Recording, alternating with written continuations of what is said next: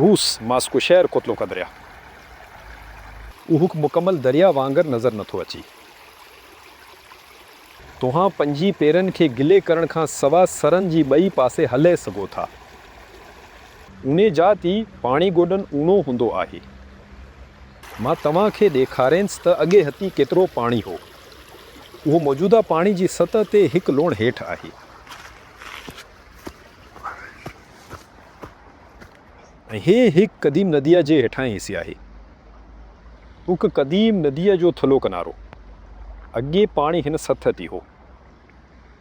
मां तव्हांखे हिकु मुख़्तलिफ़ ज़ावे ख़त हीउ हिकु क़दीम साहिल आहे।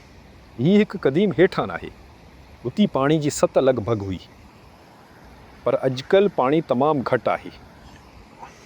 अॻे पाणी तक़रीबन ही सतह ते वेंदो हो, पर पोइ पाणी गायब थी वियो।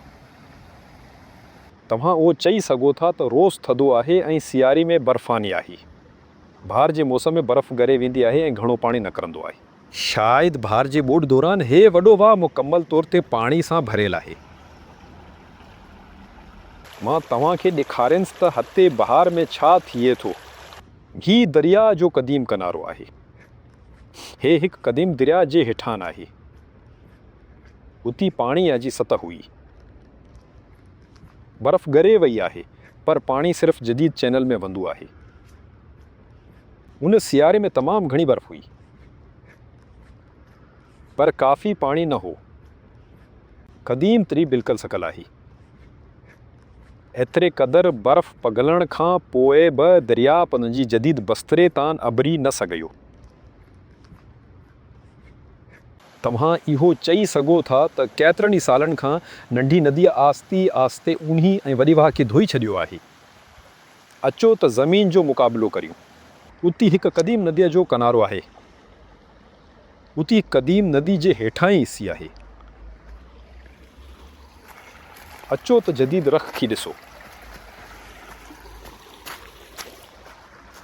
उती दरिया जो जदीद किनारो आहे।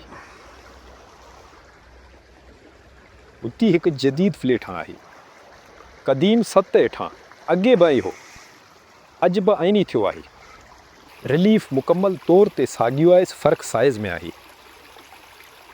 एतिरी वॾे मिक़दार में पाणी किथे गायब थी वियो?